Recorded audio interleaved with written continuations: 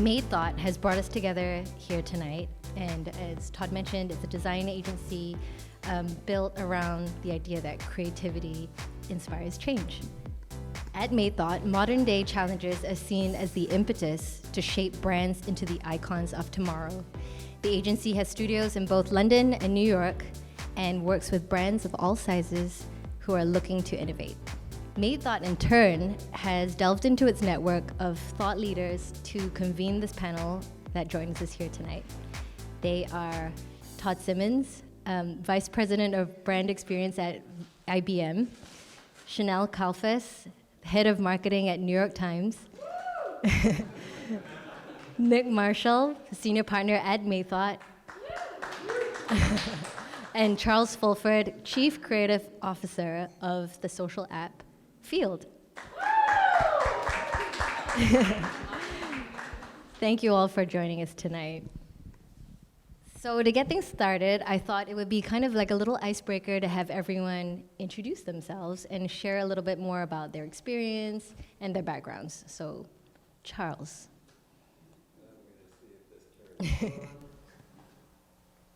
Does this work? Okay.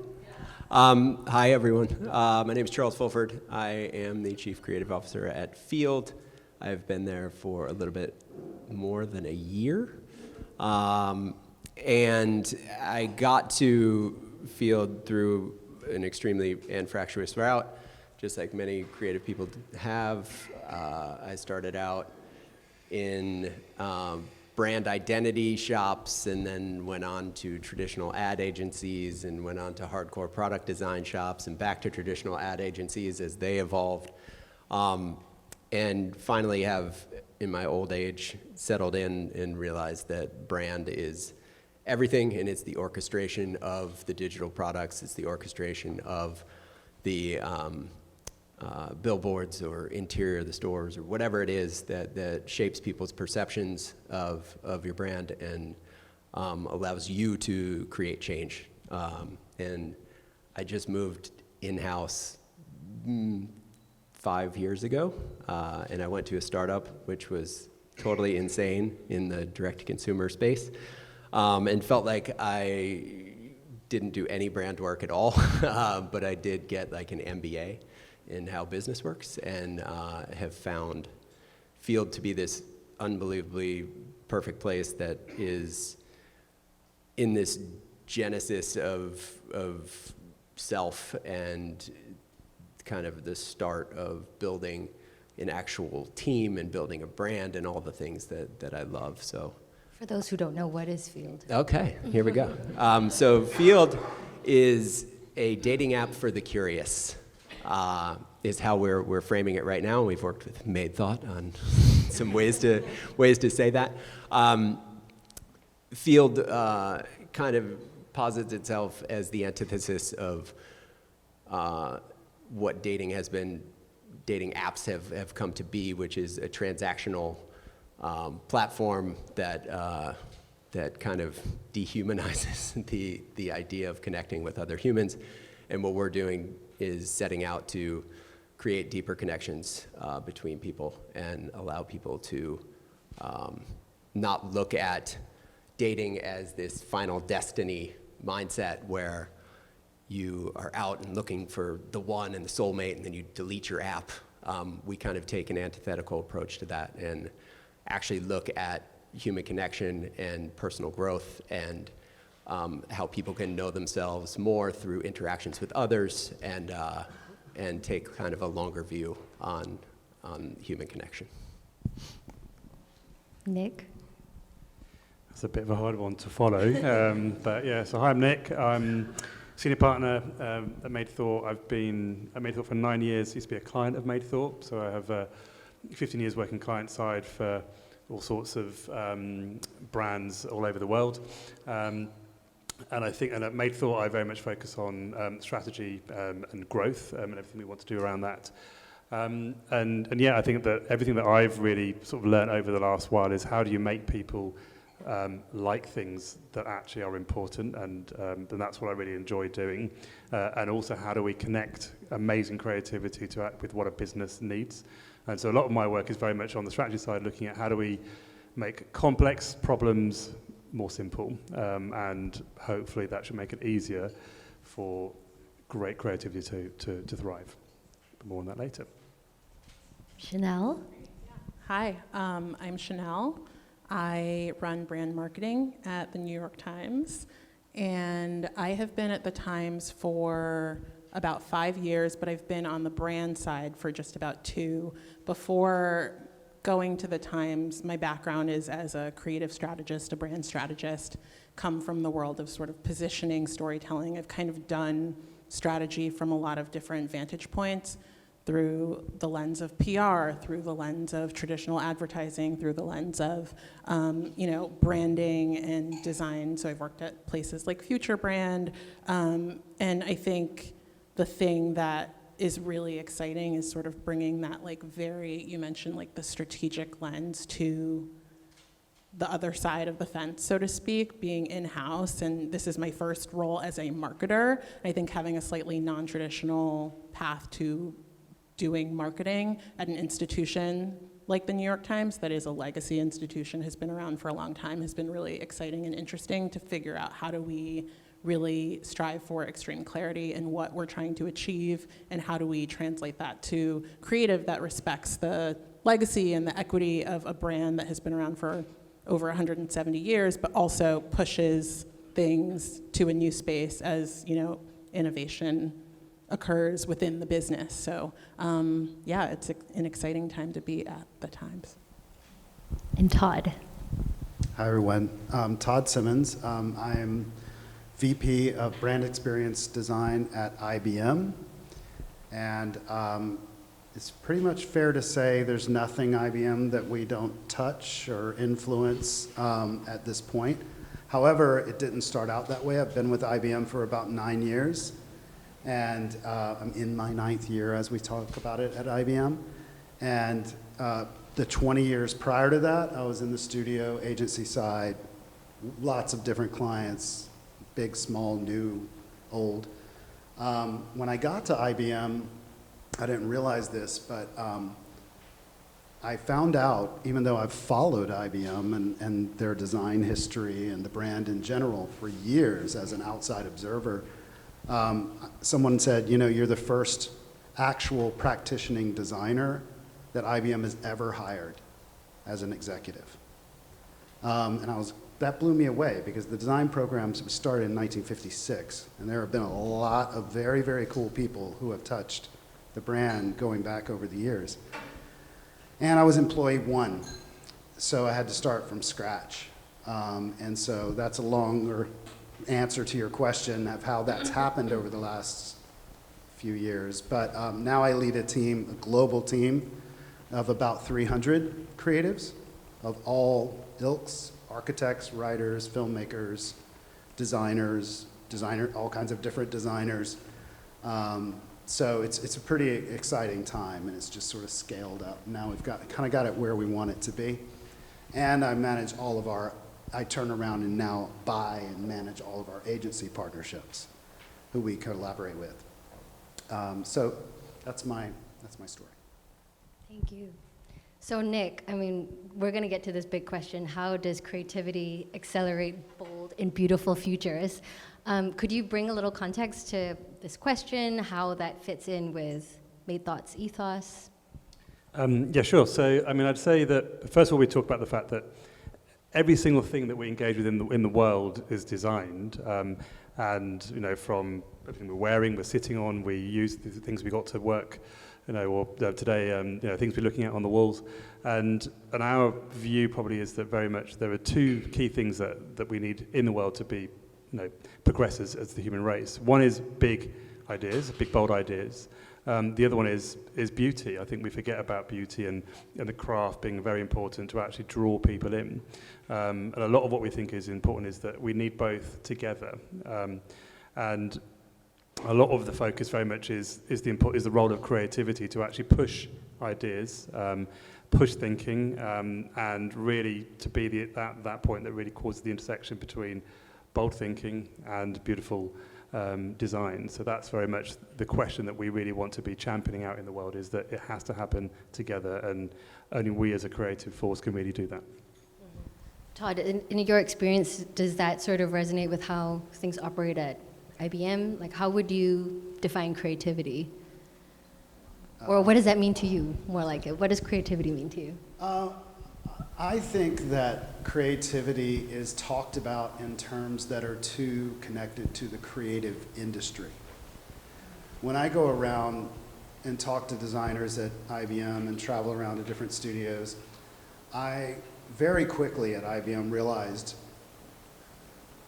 you're not the most creative person in the room, designers. You're not. Like, you can be in moments, in certain times, but go spend a day at IBM Research, you know? And you will find, and you know, so just expanding the idea of creativity beyond the space in which we're literally occupying right now is kind of part of it. I also think there's levels of creativity. It's not about novelty all the time. I think it's about solving problems and in really, sometimes really ingenious, you know, ways with what you've got. You know, but ultimately I think it's something's creative when it's not just novel, but when it permanently renders everything that comes after it changed. And it could be tiny, in my opinion. Mm-hmm. Chanelle, what do you think? I don't know how to follow that. I think what you said is really interesting about like just the sphere in which you're thinking about creativity. I think like on a personal level, I would define it differently than I would through the lens of the work that I do. And, you know, within the context of marketing and business and brand work, I think creativity is all about trying to solve problems in a way that you might not have thought of. Or, you know, like I used to, when I was on the agency side, say we're in the business of creative problem solving. So like really looking at something and really thinking about all, and like kind of taking off the handcuffs and thinking about all the different ways in which you might be able to address the need. And I think that's kind of a through line even on the personal side, right? Like being a creative person and feeling the need to express a sense of creativity. Like for me, like I think that it's something that like is trying to solve or speak to some kind of unmet need, right? So like I started painting during the pandemic because I needed an outlet and a way to express myself. And that was the way that I knew how, just to sort of like make and to do. And I think that like a lot of creativity, the way we define it through the lens of business and the work that we do is too often relegated to, you know, doing something and like making something of that something, but sometimes creativity just needs to exist. So I don't know if that's a very clear answer. I think there's a lot of different ways you can define it, but I think when I think about the work that I'm doing or I have done on brands, I think it's always about how do you solve for something and kind of approach it in somewhat of a boundless way. And I think that's really important when trying to be creative. Like, we were talking before about like, this is how we've done it and this is how it's always been done. And I think all of those restrictions and all of those layers and guardrails can come after, but you do have to sort of create the space and make the time to just sort of put things out into the ether and see what happens. There's a lot of people and processes that will ultimately tell you no and lead you to a place where it's like, I don't know if we can do that, or how would that even work? We think that a lot when working with our agency partners and they come to us with ideas, and a lot of times we're like, how would that even work? But sometimes you just need to give it the space to exist and to see what comes of it. And I think oftentimes that's when you get like the best of both worlds, I guess. Charles, do you want to add to that? That was a lot of good stuff. And by the way, your paintings are awesome. I totally snooped on Instagram beforehand. They're beautiful. You know, the only thing that I would add, like simply put, I would say that creativity is generation of original thought. And then that idea is acted upon through craft and brought to life. And how we look at it at Field is kind of, we measure the quality of work through the lens of three different kind of pillars, very much like what Nick was saying. But we look at feeling, beauty, and impact, which it used to be purpose. We kind of evolved it for impact, but like feeling, like, does this stoke an emotional connection with people? Beauty, does it display exceptional craft? And kind of impact or purpose is does it enact positive behavior change in humans? And that's how we, when we come up with an idea, we kind of look at it through those lenses to see, is this of the quality creative that we want to put out. I mean, all of you represent this, the main pillars of society today, technology, culture, media, technology.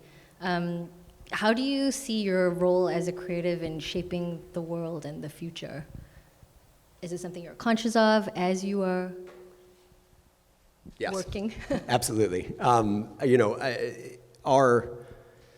Our proposition, like I started to talk about earlier, is a pretty progressive one, and we look at human relationships through this very kind of fluid lens, whether you're looking at identity, whether you're looking at sexuality, whether you're looking at relationships. We are looking at this in a very new light, and you see the change that's happening in society, especially, since the advent of the internet. People have been exposed to more. We talk about pre-internet times, we talk about post-war, we talk about GI Bill, we talk about this kind of low fidelity society where there were 3 television channels. They were black and white. There was one relationship type. There was one fucking sexuality. Like, everything was very, like, low choice and very kind of defined norms in society. And with, internet came exposure to so much more, and people starting to see that there, maybe gender is on a spectrum, and it isn't binary, and maybe there's more than just monogamy as a relationship type, and all of that is unfolding before our eyes. And what we represent at Field is the large kind of progression of that change that's happening, and it's a massive, massive responsibility to be able to arm people with the vocabulary, to be able to give them a blueprint, to be able to navigate this thing, because a lot of people have these suppressed things and this detritus from this low fidelity society. I'm talking about me because I'm an older person, but where you have shame around, desires, or you have shame around, your sexuality, and being able to help people navigate that and erode the stigma behind it, and erode the calcification and things that are in place from previous time, is a massive responsibility. And something that we look at from features and functionalities, from language that we use, from any kind of piece of content that we put out. I mean, Nick, as a partner of Made Thought and kind of bringing Field's vision to a wider audience, like, how do you kind of complement the philosophy there? Well, I mean, I think that, for us, it is about pushing people's boundaries in terms of how they think, and I think that, a lot of what we find, in any category, is that I think that we get stuck in bubbles of, this is what we think and this is what we should always think, and we need the prods and the provoking to actually think a bit different. So I think that's one thing. I think the other thing that Charles talks a lot about is the idea about sort of having an impact on people's lives, and I think that that idea around purpose, and purpose in a broader context, it's not about always having to be about climate change, but it is about sort of how are we doing things that are actually either moving people, or actually, we often talk about 2 questions that we'll want to try and ask at the beginning of a project. How many lives have you improved? Or have you impacted? Dare I say, for certain brands, have you actually been able to extend life?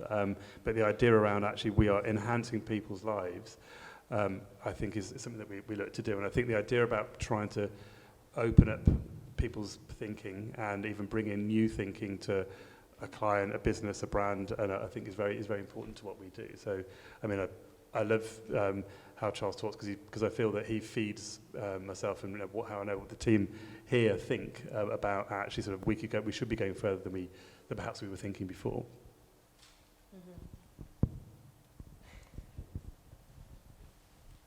Can you say the question again? I just want to make sure I'm really thinking. Am I changing the world? How are you as a creative changing the world? So I think it's interesting. I don't know if this is going to be provocative. I think there's a lot of brands who feel that their purpose needs to be extremely lofty and like, I think every brand should have purpose or know why they exist. But I don't know that all of those things are changing the world. And I think it's great to have like high-minded ambitions as a brand and have like I always say like extreme clarity as to like what your role and what your mission is.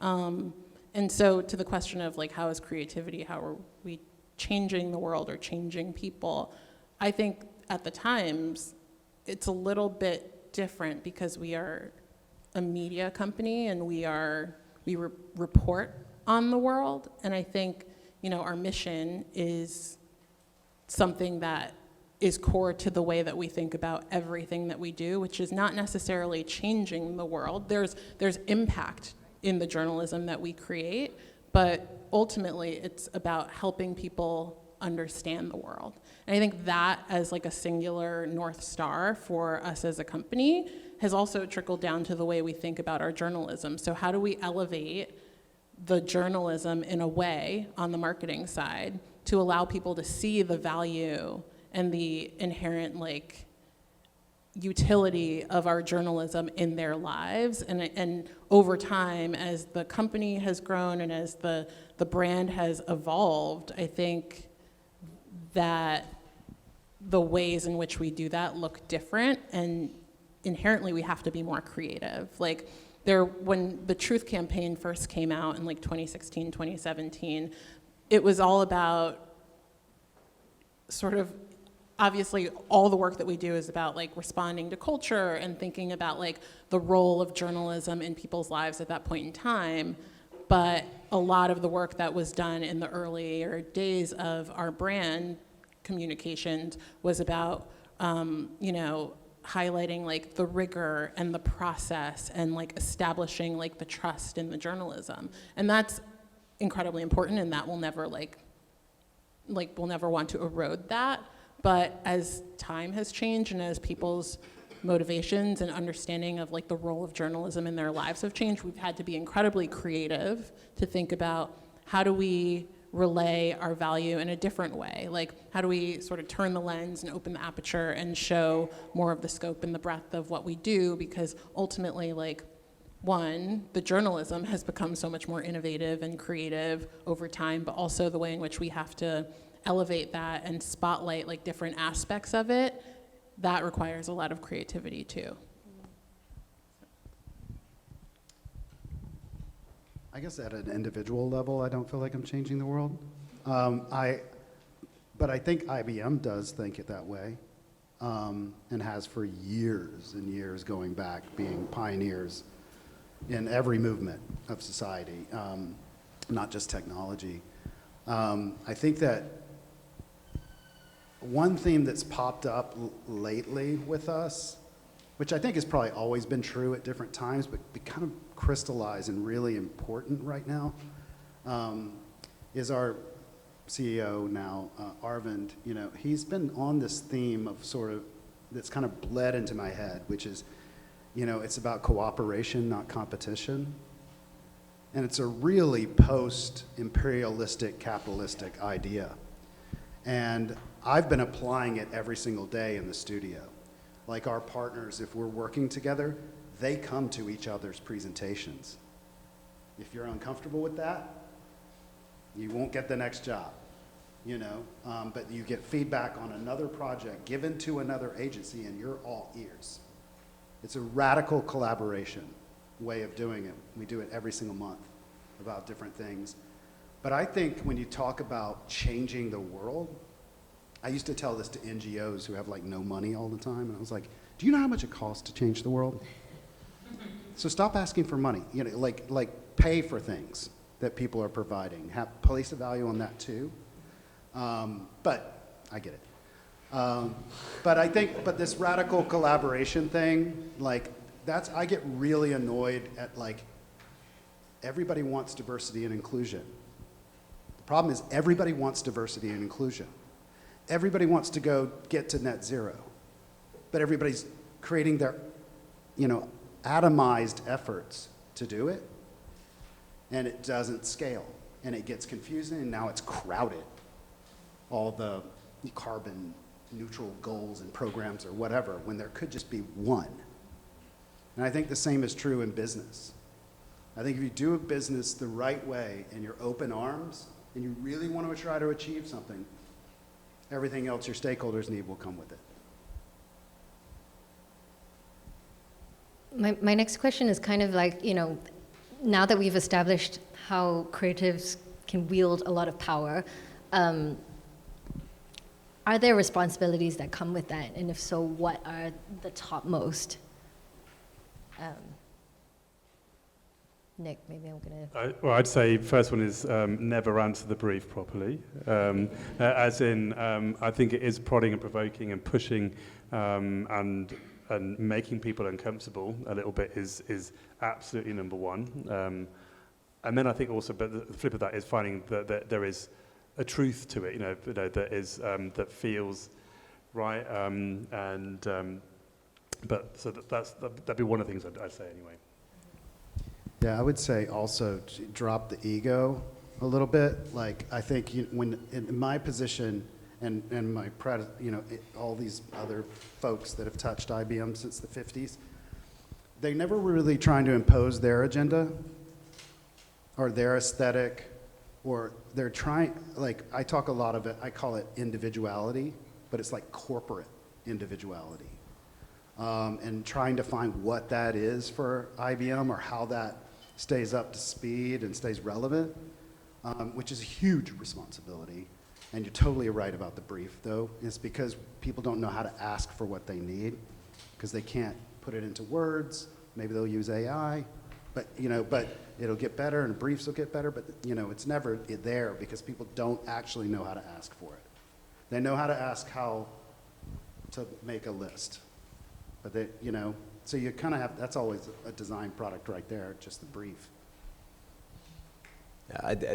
Just to echo what y'all are talking about, I don't think that any massive, leap in culture or society or anything has come from like a straight line or following a trend or whatever, and being able to get that idea from left field takes a lot of bravery, and it takes creativity in order to progress things forward, which I think is an enormous responsibility.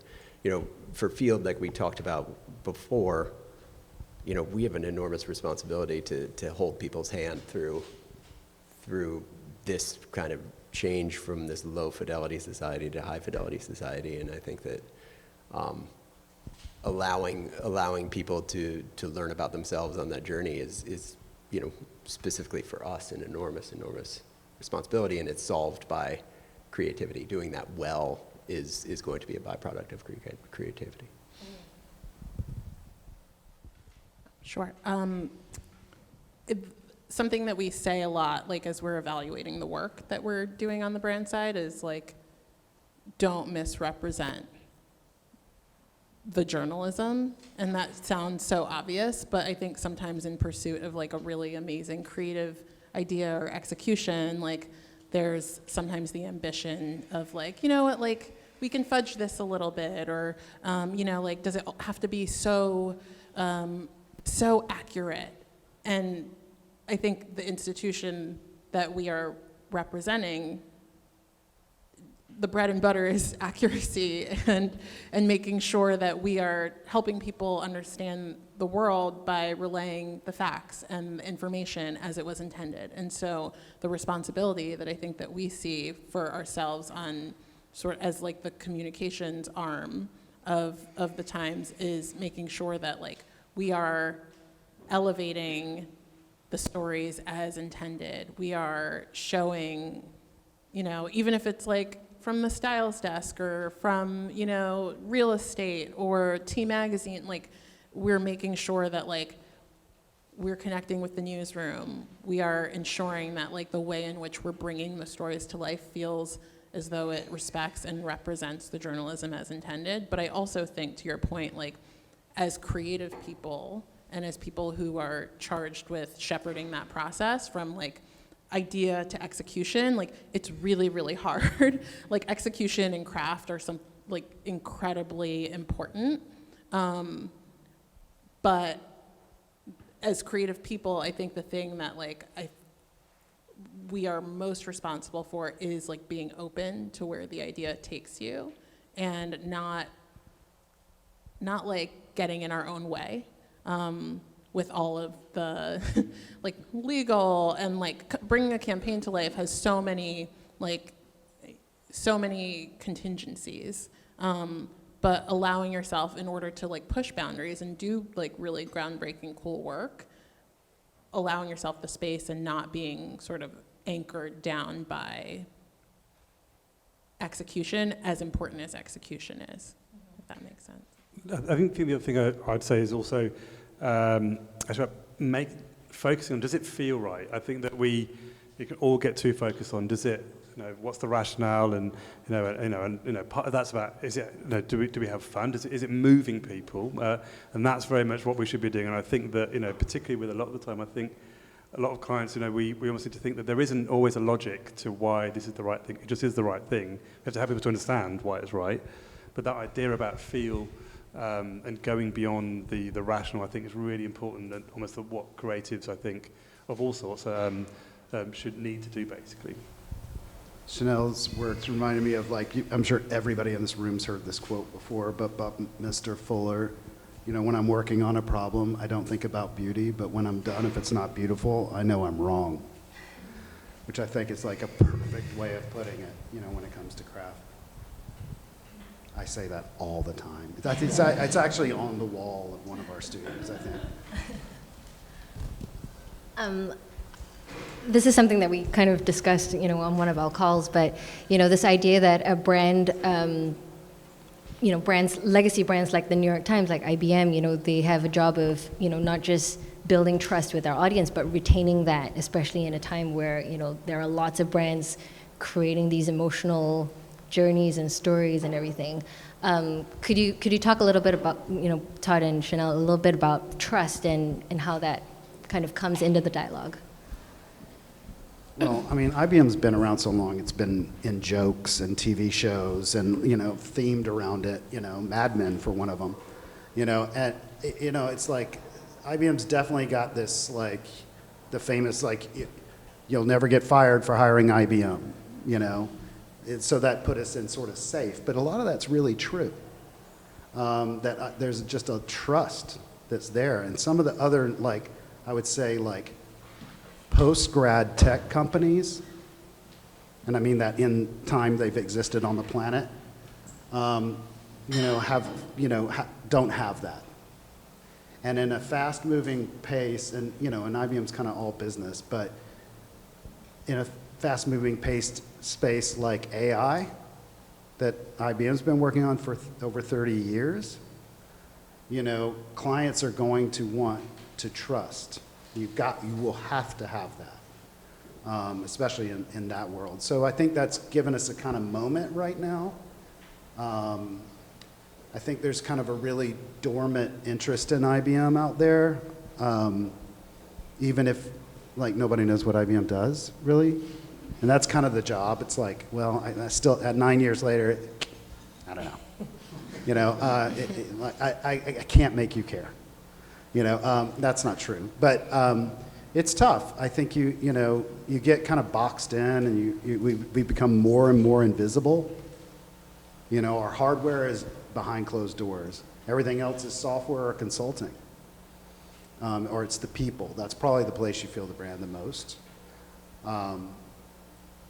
I don't know if that answered the question. question so much. But we try everything, I guess, to stay relevant that we can, but to stay true at the same time.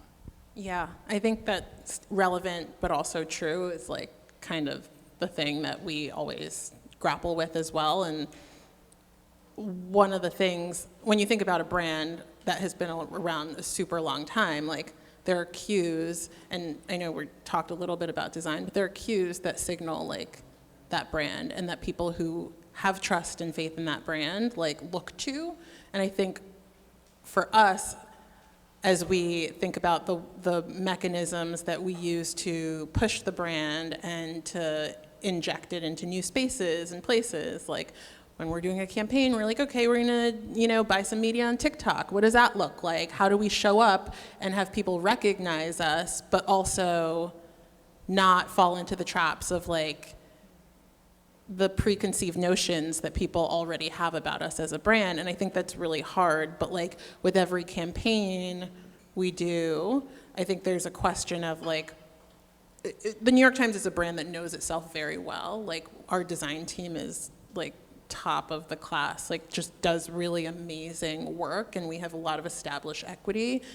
But like, I think a good example is in our campaigns from the very beginning, type has been a central component that we use to signal the journalism and to ensure that like people know that this is journalism and it's coming from the Times, and our fonts like Cheltenham and all of the things that we use to make sure that people, there's some brand cues that land with people. But like the way in which we use that type and the techniques that we work with our agency and our in-house teams to deploy to push the boundaries of how we've explored using that type have changed. And so I think when it comes to trust, it's like knowing very clearly at the outset, like where do we need to stay within the confines and where can we push? And sometimes those conversations can be challenging and fraught, and it's like, I think we can push here. And, the head of brand identity was like, go away. But I think that for the most part, there's a lot of excitement and interest in making sure that the way we show up feels in step with the evolving landscape that we're in, but also the evolving shape of our business. Like the New York Times was core news, and we were known a lot for being hard news in politics, and now we are in a much bigger company than that. And we have news, we have cooking, games, Wirecutter, The Athletic, like we stand for so much more, so the way in which we show up needs to feel as though it can signal and cue all of those things as well without eroding the trust that people have in the brand that they know. One of our design principles is that consistency and creativity can coexist.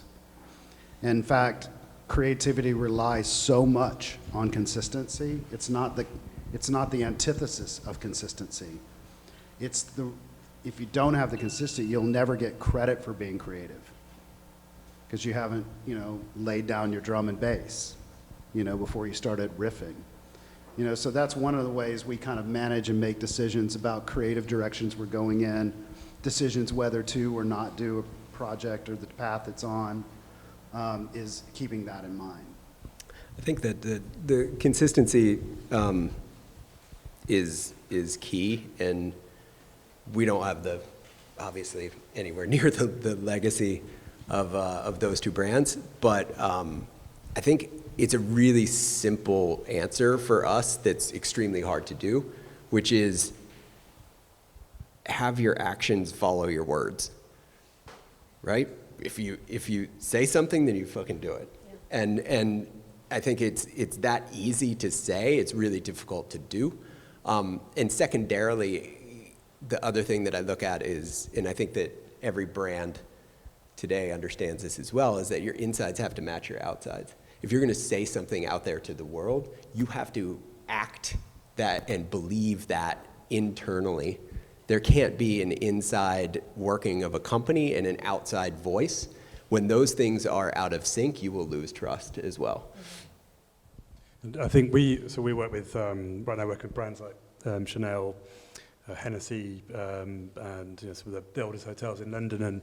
And some of the things we talk about is, there's a point around order and disorder. So the idea is that, so to what you were saying, really, that there's what are the bits of the brand that have to stay the same and are consistent and are timeless and they deliver the trust, but then which bits do you effectively break and that need to change and to actually stay relevant and to be different. So those are the two things that we'll often try and work out the difference. But one of them in the area of, I think probably legacy brands is actually that idea around versus go to the past is very much trying to talk about future legacy, i.e. what are you doing for the future for people versus telling them about how great you are because of your past. And that's where the big shift that we probably see, particularly with luxury and premium brands, but I think is relevant for any sort of legacy brand of any sort. That's a really good point, and kind of a little bit of an identity crisis for IBM, because 112 years old this year, and when, this is before my time, but when IBM turned 100, there was this huge investment made in celebrating that, and there were exhibits around the world, and I remember joining IBM, and they were like, yeah, we spent millions reminding everyone how old we were. And I think that kind of legacy thing, and now we have a CEO that is 100% zero nostalgic. Old IBM equipment that was on display at headquarters and stuff, out. Donate it to some museum.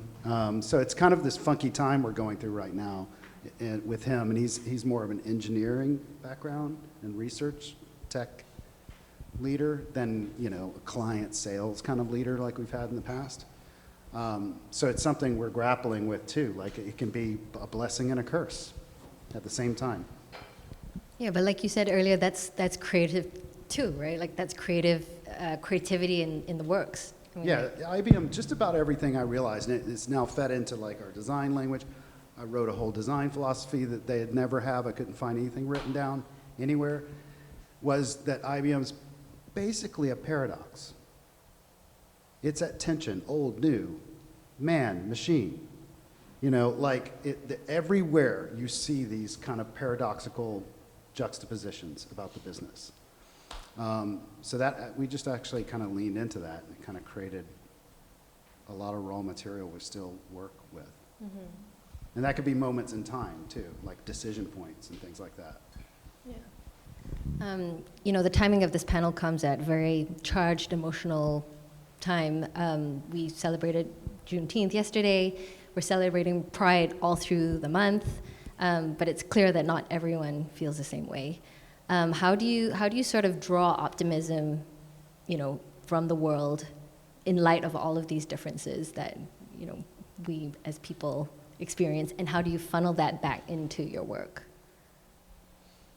I've 3 children under 5 years old, so I've got no choice but to be completely optimistic about the world. I think that we talk to our members all the time, and the feedback that we hear from people is fucking so fascinating and inspiring. And a lot of people talk about the massive personal change that they went through on our platform. A lot of people talk about literally going from a world of black and white to a world of color and seeing things in high definition. A lot of people talk about glowing. Other people talk about this ability to breathe and a weight lifted off of them because they've gotten to know themselves. They've gotten to gain this level of self-awareness. They've gotten to connect with another human being on a deeper level. And it just breeds optimism and ensuring that these stories are going back into the team, and so people are constantly understanding the importance of the work and the impact of the work that they're doing. Makes it, that's how we keep everybody positive and focused, because we're also dealing with subject matter that is extremely contentious. and there's a lot of backlash that goes along with what we stand for and represent as well. So keeping the focus on the positive outcomes of the platform is kind of how we make sure that things stay positive. Sure. Yeah. I have a young son who's 3, and it's interesting. I am not an optimistic person, and I don't draw optimism from the world at all. Like, I just don't. Things are bad. Like, things are rough out there. Yeah. But I think it's important to draw optimism from your world, if that makes sense, and like find the pockets where you can see through the eyes of other people and different perspectives and find like pockets of joy. I think as a Black woman living in today's world, like, it's very challenging, and it can be to do that. And so I think I feel like I've seen this quote so many times on like a designed card on Instagram that's like, joy is a revolution in and of itself, or whatever. But like, I do think that that's true. And like, having a young child and like just being forced, to your point, like to experience the world through the lens of like someone who is so deeply curious, who isn't weighed down by like the realities of everything, has been completely eye-opening. And I think it forces you out of like the doom and gloom loop that it feels like so many of us have been living in for so long. And I'm not an optimistic person, like I started out saying, but I have become much more hopeful and much more open to the idea of the fact that like most people are good. Most things are not that bad. Like, try, but like, I said to my husband the other day, I don't remember, like, we were walking around with my son, and he's like super outgoing and like wants to talk to everyone on the street, and like, sometimes like you'll see someone and you're like, oh, that guy looks a little, and then he'll see the kid, and then he's like so sweet and friendly. I'm like, oh, most people are good and kind, and like I think experiencing that and feeling like there is a lot of good in the world, and we have to believe that. Otherwise, like, what are we doing here? I think is kind of the thing that keeps me going. So I just bring my son everywhere, and it makes it a lot easier. I feel like I'm an optimist. I feel like IBM's an optimist. It can't even actually perform its duties as a company if it weren't. Or certainly not this long. But I think there's a difference between the paradox again. You have optimism and pessimism.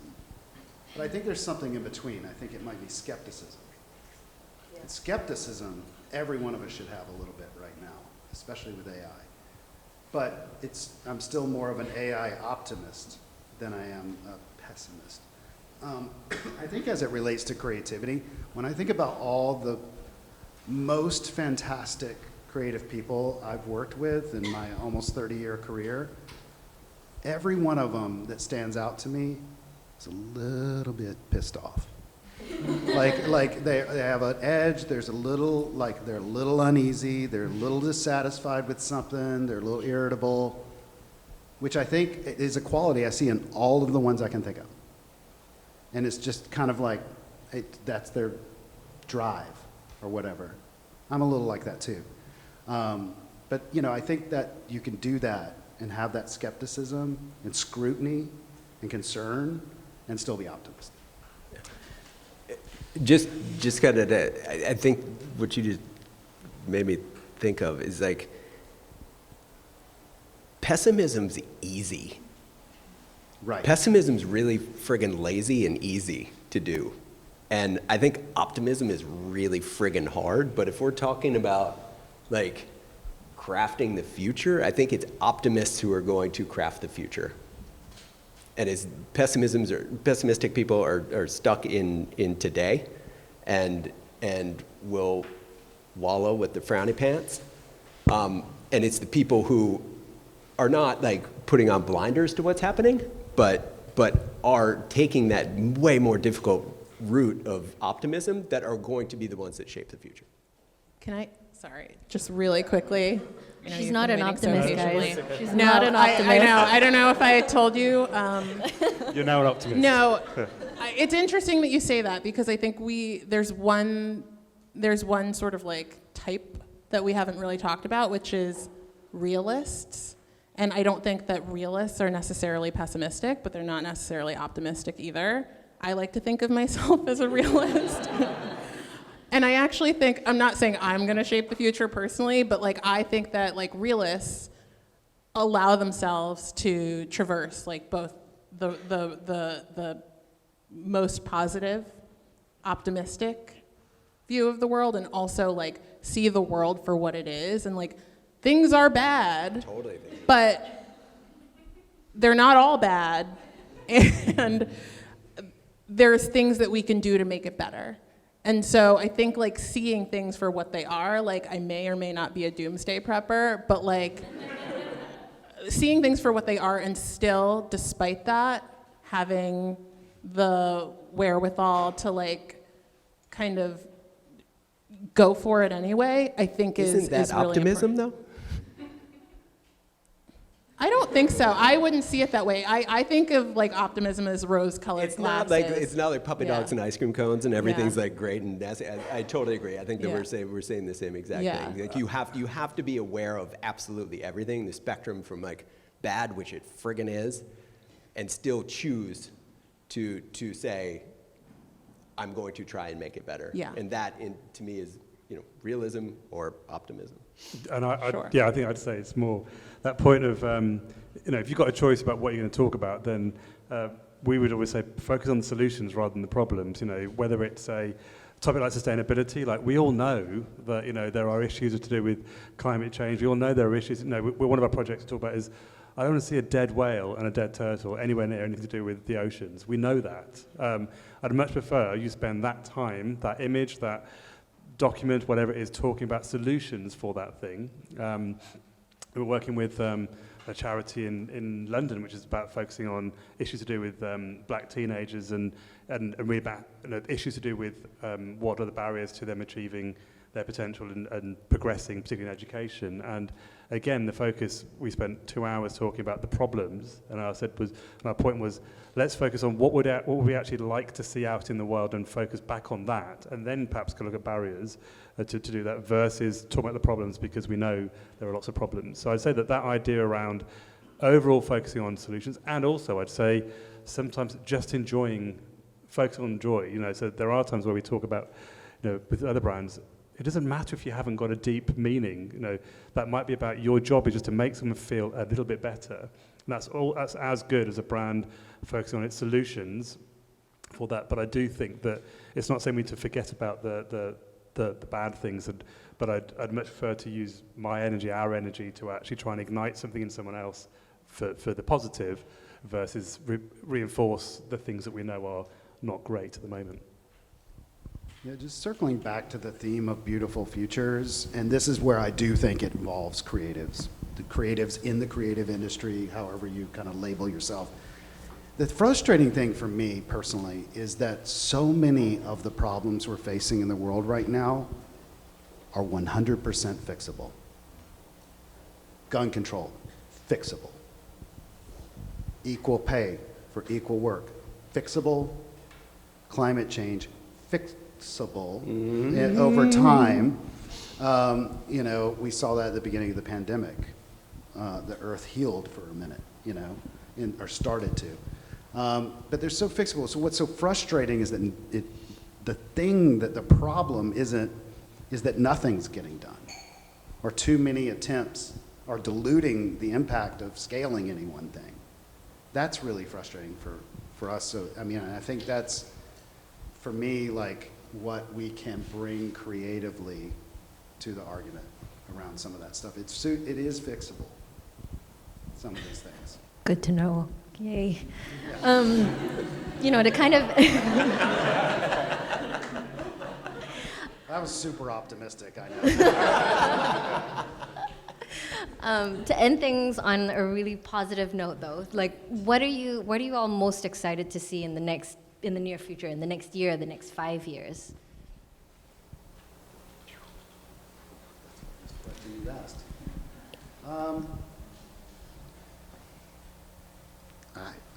I'll go last. More sleep from my kids growing up would be one. I think from a more like brand and job career aspect, like I talked about, there is this crazy transition that's happening in society, and I would love to see the velocity of change continue, if not pick up, so that the work that we're all doing today at Field, we can see the fruits of. That we can look at policy change, that we can look at normalization of ideas, that we can look at the destigmatization of a lot of desires and relationship types. I think for us at Field, like I think that we will see it, and that's what I look forward to.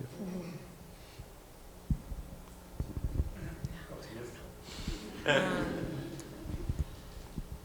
don't know. I really don't. Obviously, we want the world to heal. I think like culture is at a really interesting, fraught place right now. It feels like it's at an inflection point, and it can either go one way or not. And like, I'd be remiss if I didn't say I like hope to see a world where like everybody can just live. Yeah.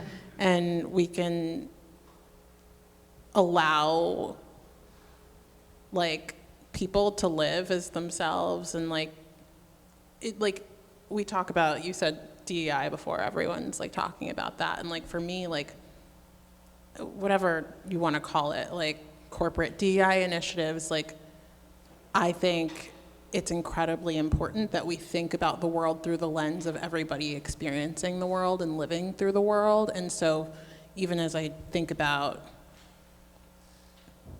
I think about my own personal views, but in marketing that we do, it's like, how do we mean more to more people? Like that is literally like what we're trying to do at the Times, like with the work that we've done most recently, but like connect on a baseline level that allows people to see themselves reflected in a respectful way, in a real way that like lets people know that they're seen. I think it's really, really important. And I don't know, I just want to raise my son in a world that respects the various intersections of like everybody's identity. And so that for me is what I'm excited about.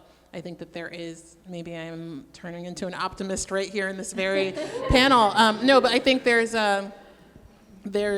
momentum. And to your point, like things are at a point where like sometimes before things change, there is that like pull back. It's really dark. Yeah. And I have to believe and hope that like that's because things are changing. So yeah. That's exactly correct. And we were chatting about this before we got up here. There's a sociological term called anomie, which describes, I think, the state that we're in right today, which is in between this kind of low fidelity culture and high fidelity culture, because we have not reached that high fidelity culture yet. And anomie is this state that human beings really don't like. Like human beings don't like to have a lot of change of baseline rules and understandings and definitions. We like to live in lives that have guardrails, even when those guardrails are really bad. People like structure, and when there is this like change that's happening, people freak out.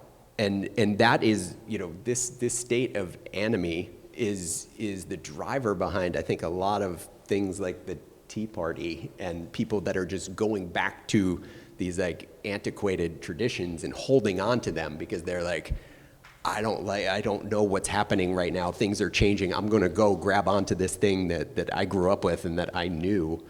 And it's a phase. And I think exactly to your point and exactly what I was saying is like, I'm excited to get through that phase and get to the other side of it. And it will not be all peachy keen, but I think that having a world where there's so much more equity and just fucking peace and people can actually have a conversation. You know, you look at, this is a total side tangent, I'm sorry, but like I got kind of infatuated with C-SPAN. I'm old, many people know what C-SPAN was, but like C-SPAN was when they first put a broadcast feed on the Senate floor.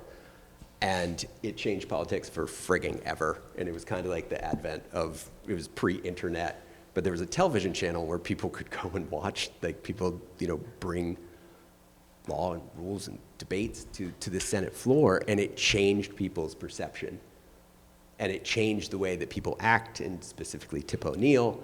And before C-SPAN, people would argue on the Senate floor, but then they would go get a cocktail or a meal afterwards, and they would discuss things, and they would have discourse, and they would disagree, but they would see one another, and they would come to a compromise and an agreement, and they would respect one another's opinions. And I feel like we have to get back to that, you know, pre-C-SPAN world where you can not agree with someone, and you can have a conversation with them, and you can respect their point of view, and you can talk about a compromise maybe. And it's not, they're not the devil, right? Because they have an opposing issue. And that's kind of the world I would like to get back to as well. Not homogeny, but like civility and discourse. That was a layup. One of our design principles at IBM is unity, not uniformity. And I would love to achieve that in society. Because the first thing is a difficult question to answer that you asked, because we have an election year coming up next year that we know is going to be a shit show. Like there's nothing optimistic about that. About the experience we're undergoing already starting now. And what it brings up for us, I mean, we've been able to kind of ignore it a little bit, like to have some quiet time for the last couple of years, but it's coming and it's upsetting, and it's this division. So kind of for diversity and inclusion, all of that is in that too, but there's massive, you know, siding going on, which is just terrible. It's the antithesis of what we're talking about, or a beautiful future. So it's kind of like what you were saying, Charles. So that, I would hope that we get through it and that something is learned from it, you know, and we get to some better place on the other side. Yeah, I think I'd say the same in terms of, I mean, I feel, you know, we talk about, there are projects we did 10 years ago that we were really proud of, that we would never do today because of the fact that our eyes weren't open to those things, whether it be the topic of sustainability or, you know, advocating something or whatever. And I feel now that, you know, our eyes are open to things that they weren't open before, but we still have the power that we had, and we have to do something different with it. So I feel perhaps naive but positive around the fact that getting through it and actually using our creative focus for the good and focusing on solutions, not the problems, I actually think it's really exciting. There's always going to be election years, there's always going to be wars, you know, but I mean, there's so many things that I think if we can try and remind ourselves the mindset of actually using our own self to do something positive, I think is the only way to actually try and focus on that. That's what I'm looking forward to anyway. So yeah. With that, we're going to bring this on-stage portion of the event to a close. We're not going to put everyone through an awkward question and answer session, but you are all invited to continue the conversation with us over refreshments and nibbles outside. So thank you so much for joining us today. Thank you to the wonderful panelists. Thank you.